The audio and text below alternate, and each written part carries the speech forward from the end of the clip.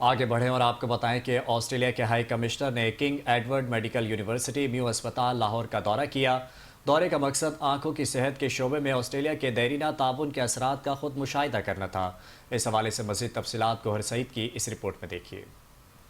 पाकिस्तान में ऑस्ट्रेलिया के high commission mister Timothy Kane ने college of ophthalmology and allied vision sciences King Edward medical college में hospital Lahore का दौरा किया। दौरे का मकसद आंखों की सेहत के शोबे में ऑस्ट्रेलिया के दरीना ताउन के असरात का खुद मुशाहिदा करना था।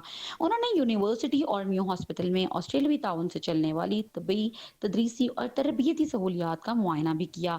इस मौका पर vice chancellor professor doctor Mahmood Ayaz, principal professor doctor Muhammad Moin, emeritus professor doctor Asad Aslam Khan, दीगर सीनियर डॉक्टर्स और फैकल्टी मेंबरान ने ऑस्ट्रेलियाई हाई कमीशन मिस्टर टमोथिकेन का गर्मजोशी से इस्तकबाल भी किया।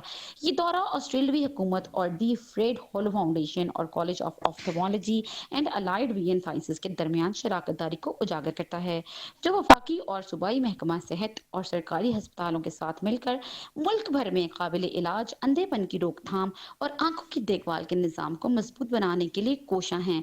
Australia high commission mister Timothy केन का इस हवाले से कहना था कि ऑस्ट्रेलिया को पाकिस्तान के साथ मिलकर शराकत दारी पर फख्र है, जिसका मकसद काबिल इलाज अंधेपन को कम करना है और मयारी इलाज तक रसाई को बेहतर बनाना है। कंट्री मैनेजर फारूक अवान ने कहा कि गुज़िश्ता 27 सालों से हुकूमत और हस्पतालों के साथ हमारी शराकत दारी ऑस्ट्रेलियावी ताउन से मुमकिन हुई, जिसकी बदौलत आंखों की देखभाल की सहूलियात को आम आदमी की दहलीज तक पहुंचाया गया है।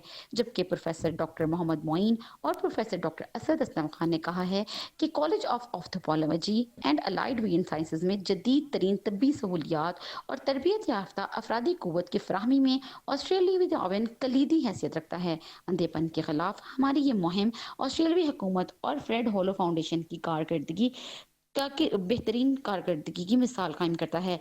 कैमरा टीम के हमरा गौहर सईद, 5 न्यूज़, लाहौर।